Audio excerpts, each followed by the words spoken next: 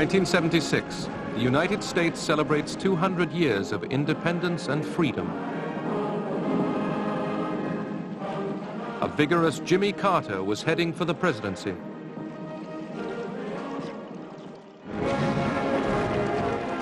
The Soviet Union, too, displayed pride in its achievements under the aging Leonid Brezhnev.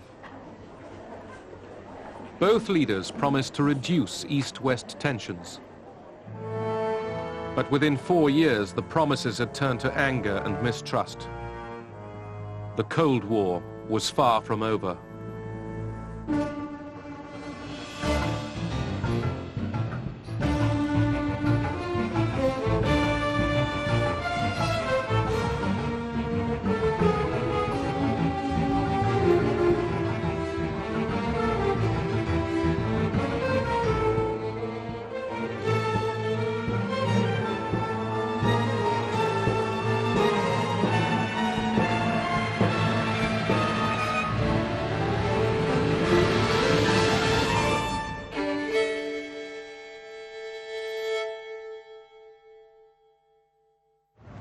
Washington, D.C., January the 20th, 1977. I believe the future is going to be very bright for all of us. You're partners of mine. Together, I'm sure we'll reach for greatness, and we'll never disappoint the people who put their trust in us. Thank you. Have a good time. We'll be seeing you tomorrow, a lot of you. President Carter aimed to restore self-confidence at home and American leadership abroad. Jimmy Carter was a completely fresh face. He was, in essence, an outsider. Nationally, most people had never heard of him. Jimmy who? Jimmy Carter. Jimmy who? I don't know who he is. Jimmy Carter's baseball player, isn't he? He would say things like, "I will never lie to you. I believe in God. I have always been faithful to my wife." Now, in Washington, you can imagine the reaction was jaded and disbelieving and contemptuous. But people liked this very much. They wanted someone who was fresh and someone who was new and someone who was unsullied by the traumas and problems and corrosion of the past.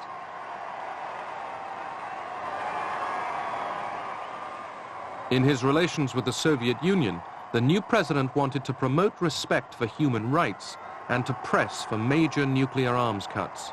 And we will move this year a step toward our ultimate goal, the elimination of all nuclear weapons from this earth. President Ford and the Soviets had made an interim agreement on nuclear arms cuts at Vladivostok in November 1974. The agreement established common ceilings for strategic arsenals.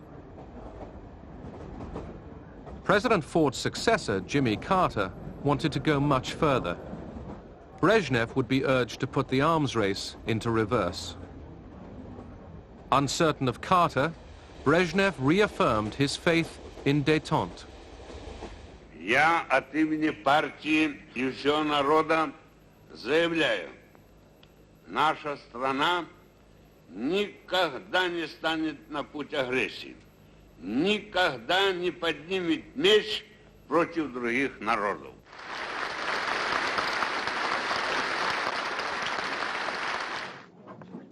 Carter sent Cyrus Vance, his Secretary of State, to Moscow with a set of proposals. One called for radical cuts in strategic arsenals, well below the Vladivostok levels. Vance had given Soviet Ambassador Dobrynin a preview of Carter's aims. The morning we departed for Europe, Vance met with Dobrynin and in effect gave him the details of the proposal that he would present to Mr. Gromyko a few days hence. Dobrynin said what he had said to us all along. It's Vladivostok, marginal cuts, or nothing. The Soviets bluntly rejected the American initiative. Our position was very simple. We thought everything had been agreed in Vladivostok. What he was suggesting was to make bigger, more drastic cuts, which we knew would take a very long time. And in retrospect, I can see that President Brezhnev was quite proud of the limited agreement that he had concluded in Vladivostok. And to have a new American president come in and say, that is not good enough, let's do much more, and do it quite rapidly, took him by surprise. In just assessing what At home, Carter and Vance promoted the Moscow talks as a positive move. Do this. Son, we're glad to have you back. Thanks, Mr. President. I think on the whole, the trip was not only useful, but very necessary. It's interesting that Mr. Gromyko agrees with that conclusion. And I do not believe, contrary to what appeared in one of the papers today, that there were any miscalculations. We were very well prepared for what came up, and I think on the whole, as I've said, it was a very useful and necessary trip. Other aides were less confident. The Vance mission was a big disappointment to us. The Russians adopted a very intransigent attitude, and that was a disappointment to those who thought that perhaps we could start the new administration, the Carter administration, with some wide-ranging agreement with the Russians. It became clear that this would be much more difficult. I think most of us on the American side knew the fat was in the world publicity fire, that here the Carter administration had gone to Moscow with new hopes, new dreams to limit the nuclear arms race, and had failed. That it meant somehow we didn't understand the Soviets, that the Carter team was inept, and that we would not be able to manage Soviet-American relations. So this was to be a deep stab wound. Carter proposed a 3% increase in the American defense budget. But those who saw détente as a trap demanded not parity, but nuclear superiority. There was a strong view that détente was not working, that the United States was becoming progressively weaker. The Soviet Union, not only progressively, stronger in relationship to the United States and the West, but also more aggressive. Новейшие достижения наших ученых, инженеров, рабочих воплощены в оружии армии и флота. И прежде всего в вооружении ракетных войск стратегического назначения главной ударной силы советских вооруженных сил. Мы в одной из частей ракетных войск. The Soviets were still pouring resources into their military buildup.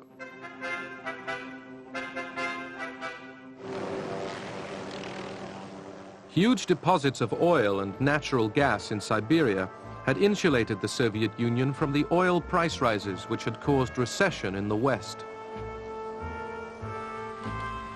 Oil earned the Soviet Union much-needed hard currency. The Soviet people were constantly told that their country was thriving and able to match the West in everything. Никогда еще страна наша не располагала таким огромным экономическим и научно-техническим потенциалом. Никогда еще не была столь прочна, столь надежным ее обороноспособность. In reality, defense expenditure was draining the civilian economy. By 1977, the geriatric Leonid Brezhnev was no longer in full control. Врачи стали ограничивать время его работы. The doctors began to limit the time he was allowed to work. His eyesight was going.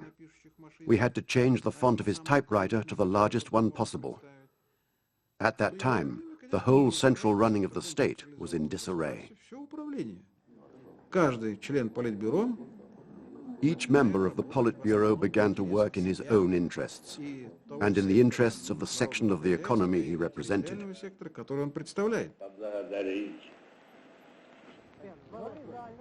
Beyond the Kremlin, ordinary Russians were increasingly apathetic. Living standards were poor. Communist idealism had evaporated. Everyday life was drab.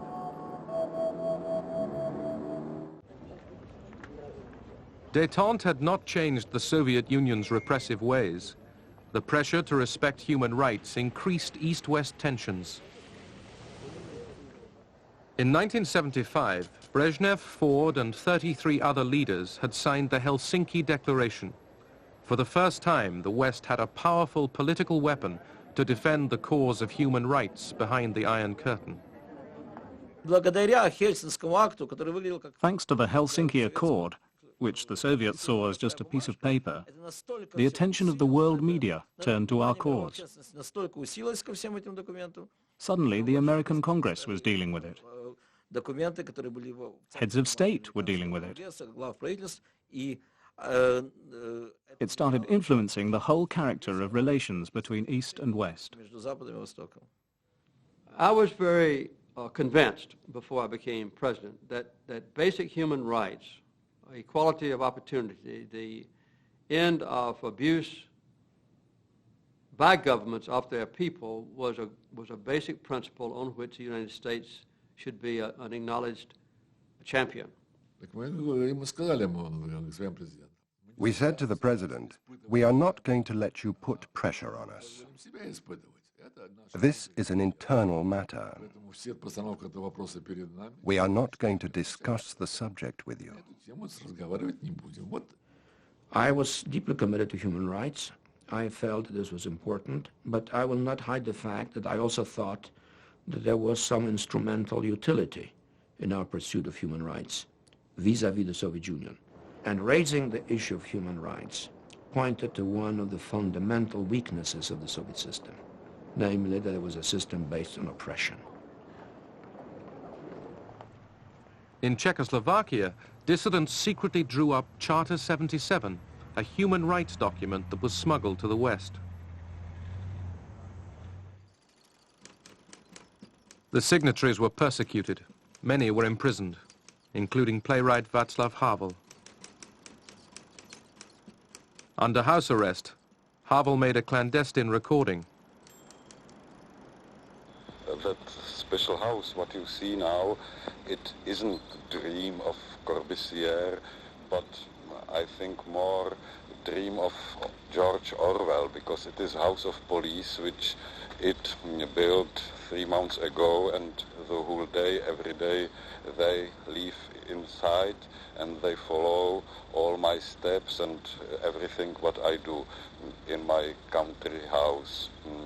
Sometimes they are here also during the night, but mainly only during the day. They are my new neighbors. Even as he walked his dog, police kept close. Yet he had a sense of freedom and achievement.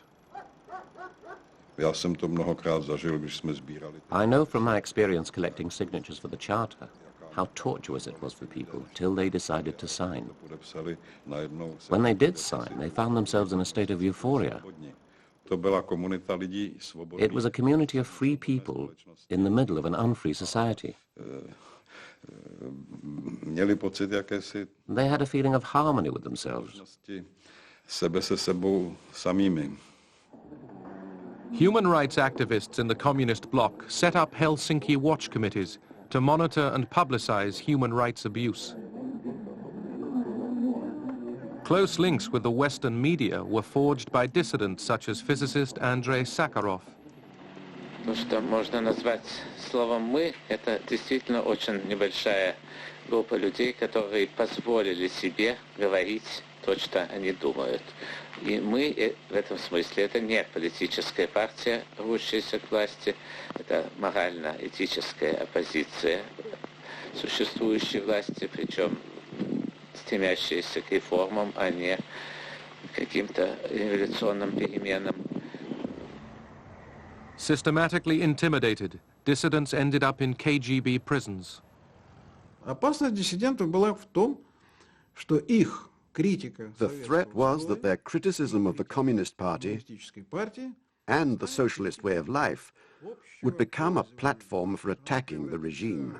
платформу, так сказать, критики всего строя, который существовал в стране. It could turn into an organized political force. Идеологически будет господствовать в массах, а завтра это перельет. That was what we were afraid of. Вот этого и боялись.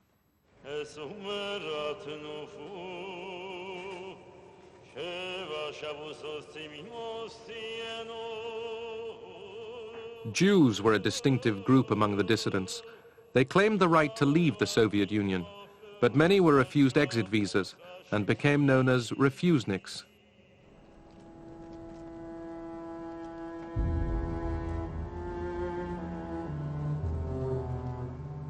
Those who campaigned for their rights were often punished with long prison sentences in forced labor camps, along with other political activists.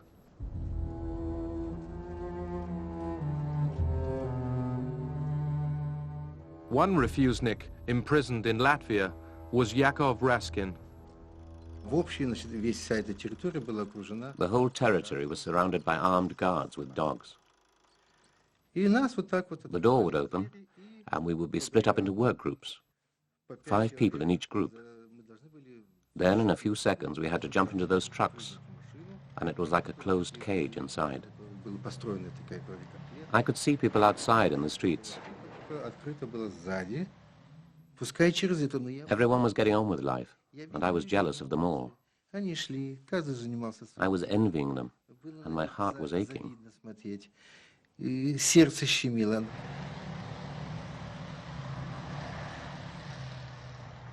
Another way of silencing Soviet dissidents was to label them insane and put them in mental hospitals. Mind control drugs were used to make them recant. They would tie us up for long periods. They gave us handfuls of drugs 3 times a day, so the body couldn't stand it anymore. I was dumb for 2 years. I couldn't speak. My whole mouth and jaw were paralyzed. My tongue was swollen. My arms and legs were shaking. I was dribbling. I couldn't eat. I couldn't unclench my teeth to force the food into my mouth. Soviet doctors who exposed the psychiatric abuse to the West risked imprisonment. Dr. Anatoly Karyagin was jailed for 12 years. I said to myself, I can't be silent when people are kept in psychiatric hospitals for their political beliefs. We can't live on our knees like slaves when they do these things.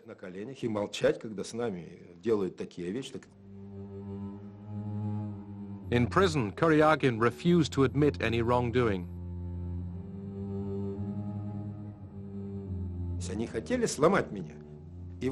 They tried to break my will.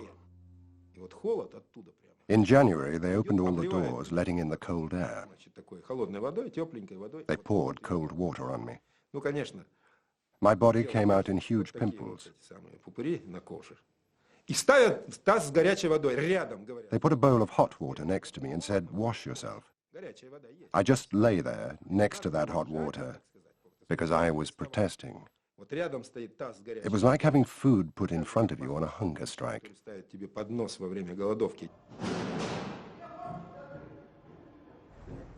In 1978, the prominent refusenik Anatoly Sharansky was sentenced to 13 years for espionage and treason.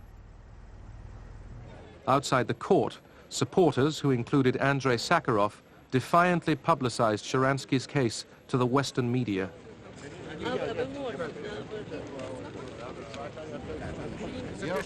The KGB and the police looked on. Чтение приговора может быть осуществлен только председатель суда должен решать, можно ли пустить на приговор. Когда на Западе протестовали против тех и других действий, When there were protests, and when material was published in the Western press about violations of human rights, there was indignation. The KGB reaction was, those wicked people have penetrated our defenses and published information in the West. Punish them.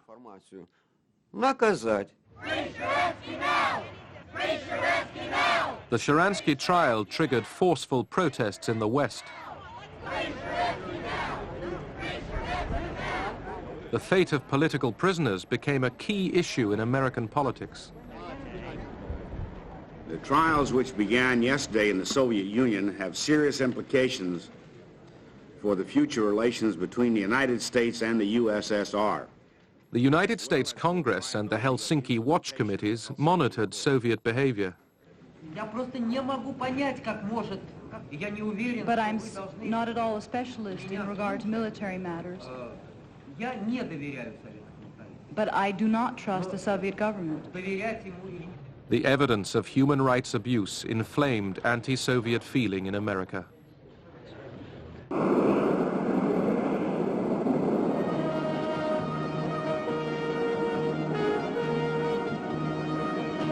Moscow and Washington were clashing over human rights.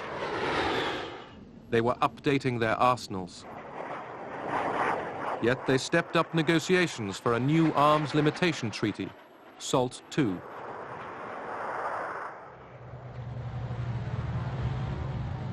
Meanwhile, the Soviet Union was deploying its new medium-range nuclear missiles, the SS-20s. They were targeted on Western Europe. The decision to deploy the SS-20s was made in total secrecy. Even our intelligence didn't know about it. The military-industrial complex was out of control, including the army.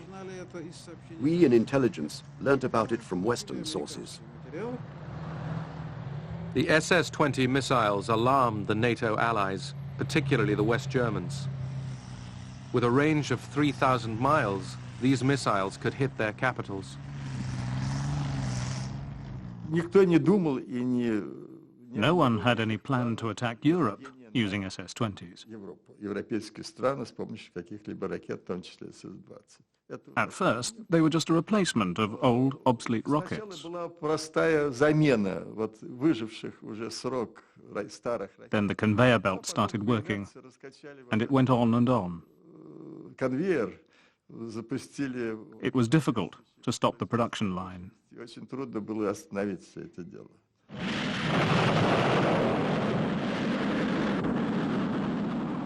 Yet the new Soviet missiles were not on the agenda of the SALT II negotiations. In my view, it was dangerous that the Americans refused, for such a long time, to include the Soviet SS-20s in the ongoing arms reduction talks. I remember being somewhat startled when Chancellor Schmidt started making a big issue out of the SS-20s. But then I came to realize that, in a sense, he was right, namely that the SS-20, while perhaps not a decisive military weapon, posed the risk of decoupling Europe's security from America's, namely of posing before us the dilemma that maybe Europe was threatened by nuclear devastation, but that we were not, and therefore should we risk the devastation of our own people and our own cities in order to protect Europe. We had all sorts of counters in Europe. We ourselves had thousands of nuclear weapons in Europe, cruise missiles, tactical aircraft. We could have responded at any level. But it was almost impossible to make that case successfully because everyone was so nervous about being accused of not being tough enough on the Soviet Union. The West adopted a twin-track policy. America would develop its new generation of rockets and allow Moscow 3 years to negotiate limits on medium-range missiles. If no agreement was reached, nuclear-tipped American cruise and Pershing weapons would be stationed in Europe and targeted on Soviet cities. America's handling of the negotiations troubled the German Chancellor. Sie immer noch in Sachen They still didn't push the Soviets strongly enough on the issue of a mutual withdrawal of medium-range missiles. I remember the Soviet Prime Minister, Kosygin, with undisguised triumph said, "The Americans aren't mentioning the SS-20s at all. So you're completely isolated."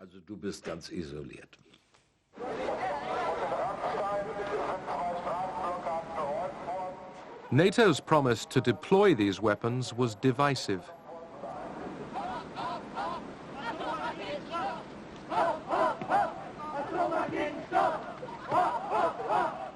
In Western Europe, fear of the missiles created a new mood of resistance to the arms race.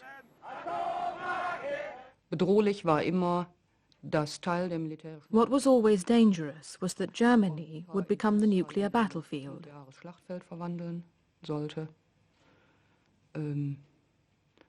That made the people very upset and angry.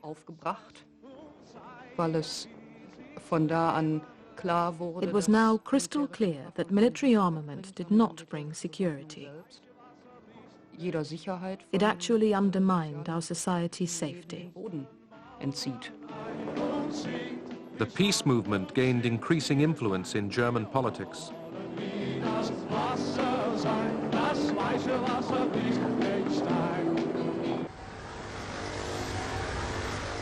The superpowers had agreed new limits on strategic arms in June 1979, completing the SALT II treaty. Carter met Brezhnev for the first time when they both came to Vienna to sign the treaty.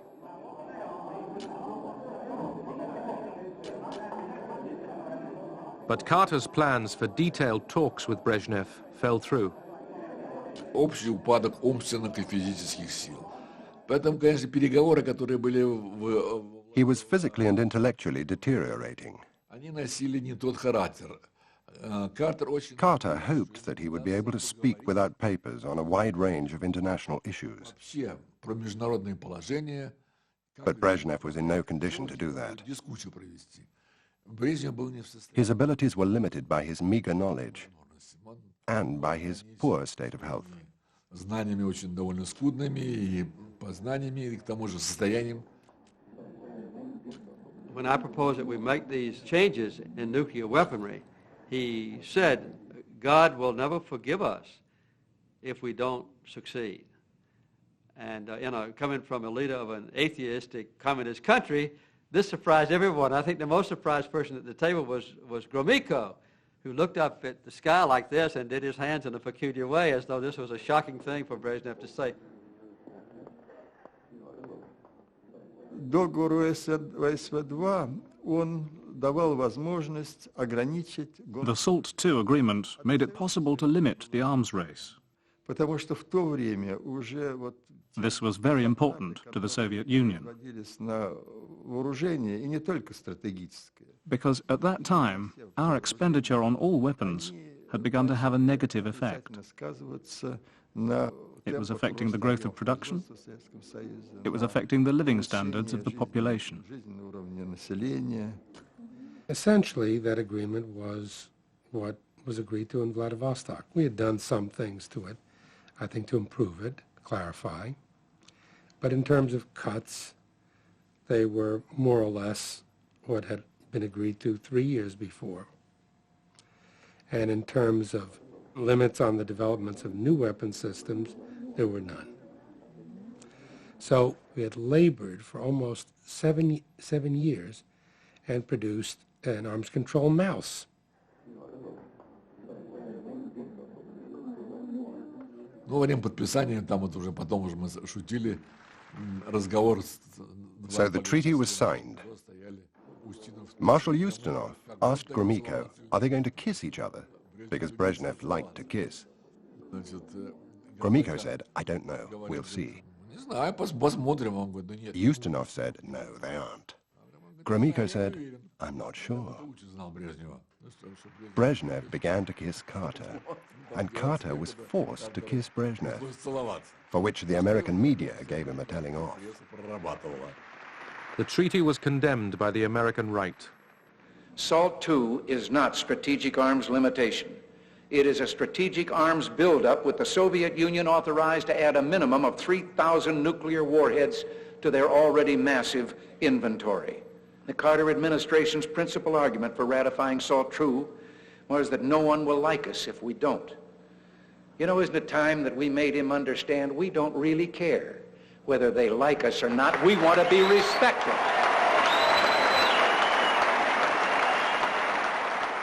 The Soviets never really gained military superiority over us. It was just part of the psychodrama in America to use that issue to galvanize Americans about this larger legitimate question of the strategic competition between our two countries and two philosophies.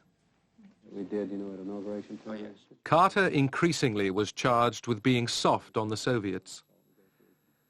His critics pointed to Soviet expansionism in Angola and the Horn of Africa.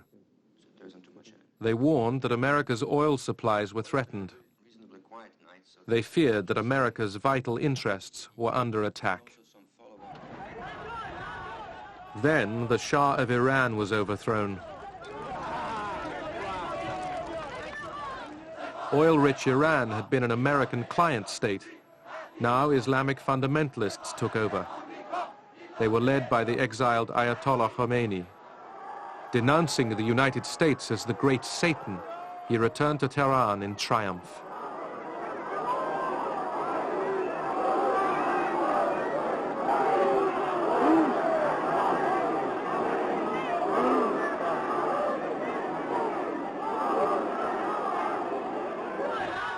A siege of the American embassy ended with all diplomats taken hostage. A failed rescue attempt sealed America's humiliation.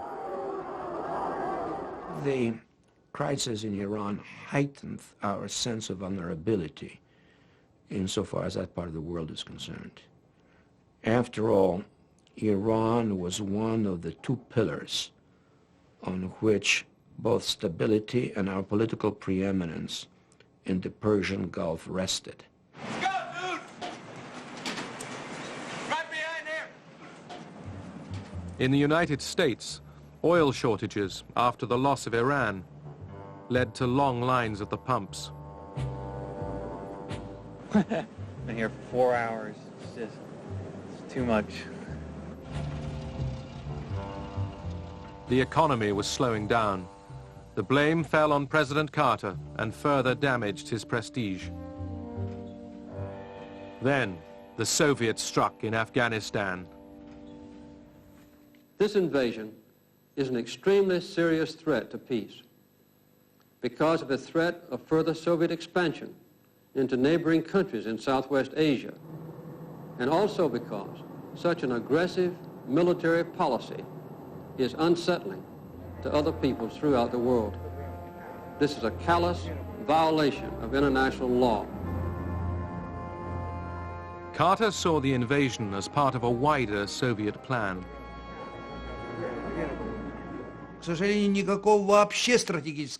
Unfortunately, there was no strategic plan at all. Events were developing chaotically.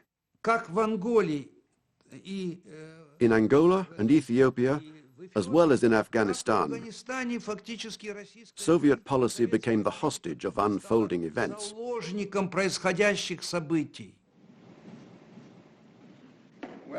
The invasion of Afghanistan ended détente. President Carter gave up hopes of congressional approval to the SALT II treaty. He organized punitive international sanctions against the Soviet Union. Carter called for a boycott of the 1980 Moscow Olympic Games. America stayed away. As a gesture, the boycott was futile. It proved unpopular at home, and the Games went ahead anyhow.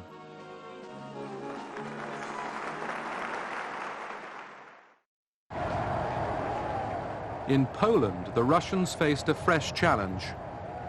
The new Pope, Karol Wojtyła, visited his homeland. He called on his flock to recapture control of their destiny. przełamano wówczas, It broke down the barrier of fear.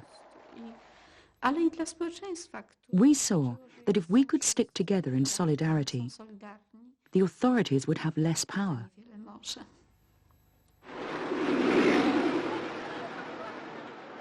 The Polish economy was in crisis. There were shortages everywhere.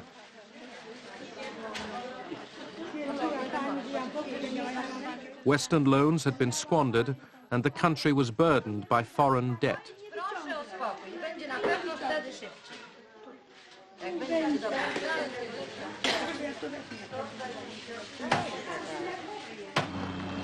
When the government yet again raised food prices in the summer of 1980, workers at the Gdansk shipyard staged an illegal strike.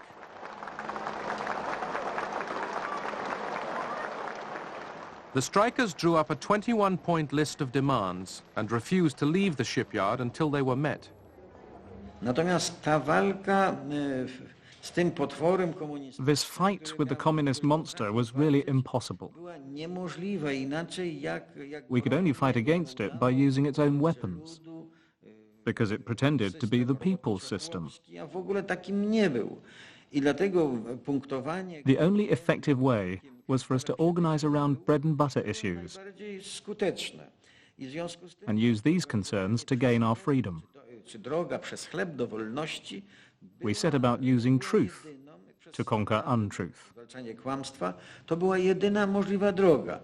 Zdarzają się i tacy ludzie. The government decided to negotiate with the strikers, but first it promised there would be no reprisals. Jak jest możliwe, żeby ktoś traktował działaczy tutaj zebranych? Panie premierze, kiedy ja mam dziesiątki straszenia mnie już, że jak tylko wyjdę, to będzie to i to. Ja nie tylko. Proszę pana, to i mnie wtedy trzeba przepędzić. Nie możemy ulegać emocji. Nie ma takiej intencji. What began as an economic protest became a demand for sweeping political concessions. The government negotiators gave way to the workers' key demands. Mamy wreszcie niezależne, samorządne związki zawodowe.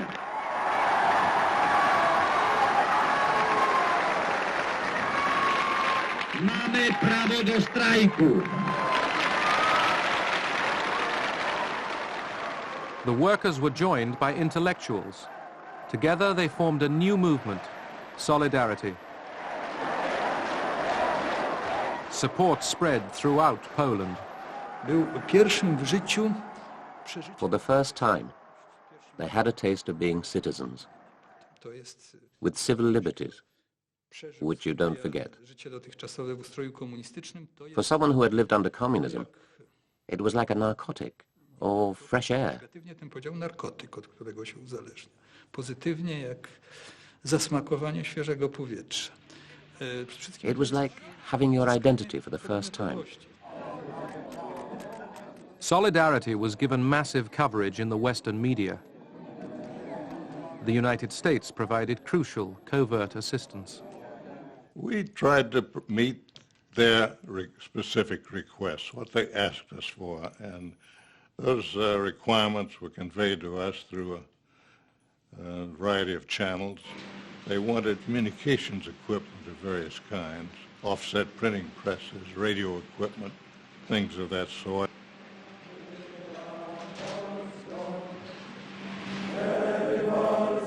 Solidarity became increasingly defiant.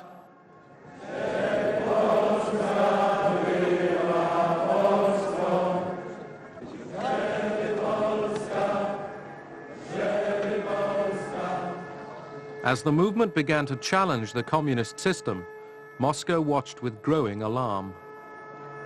По всем линиям шло давление на польское руководство. We exerted pressure on the Polish leadership all the time to take more decisive measures to restore order. By December 1980, Soviet pressure on the Polish leadership was intense. Warsaw Pact forces were massed around Poland's borders. The message was obvious: curb solidarity, or there is worse to come. American concern grew. The critical moment came in December of 1980 when the Soviets were poised to intervene in Poland. We did everything we could to mobilize international opinion, to galvanize maximum international pressure on the Soviets, to convince the Soviets that we will not be passive.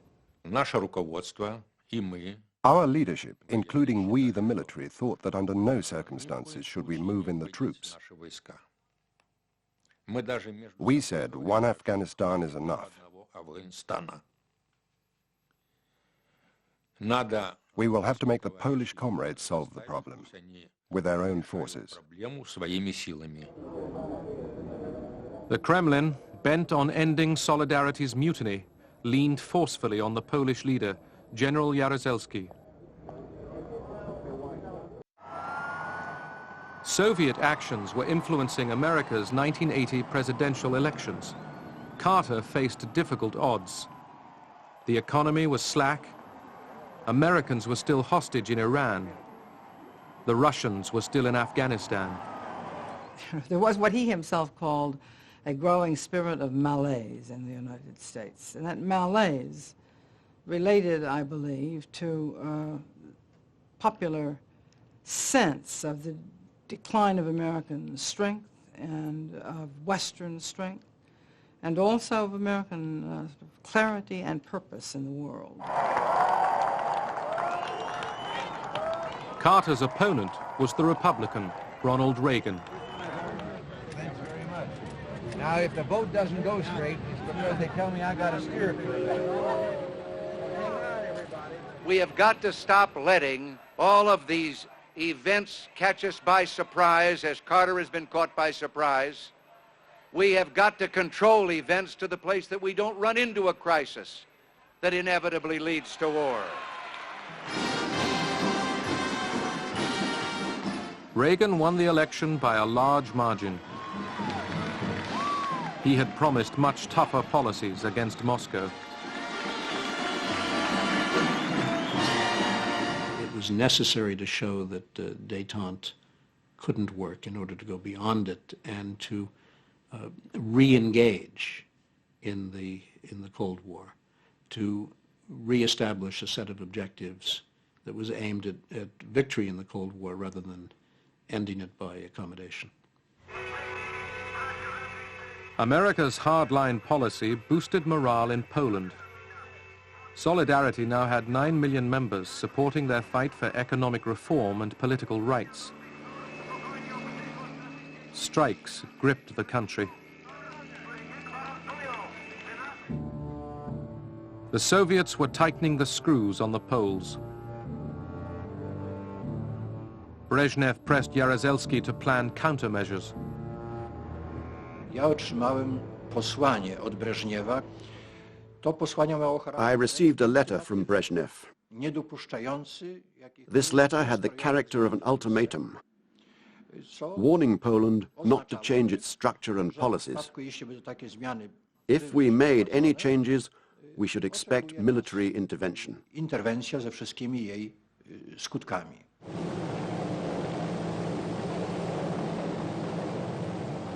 On December 2nd, 1981, a fireman's strike was crushed by riot police.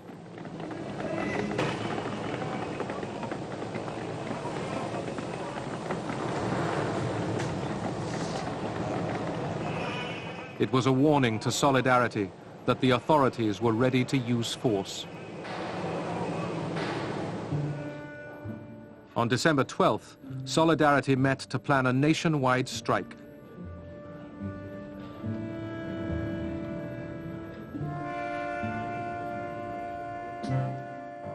That night, the Polish government sent in the army. Solidarity's leaders were arrested. Solidarity was banned. President Jaruzelski declared martial law. Obywatelki i obywatele, wielki jest ciężar odpowiedzialności, jaka spada na mnie w tym dramatycznym momencie polskiej historii. Obowiązkiem moim jest wziąć tę odpowiedzialność. Chodzi o przyszłość Polski.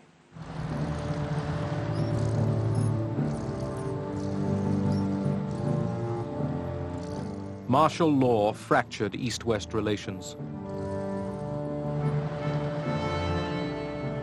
Civil rights were suspended, mocking the Helsinki Declaration. Moscow had reimposed its will.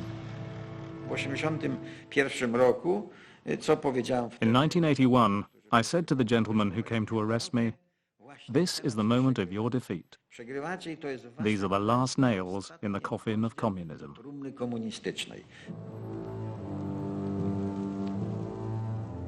The fires of rebellion burned on.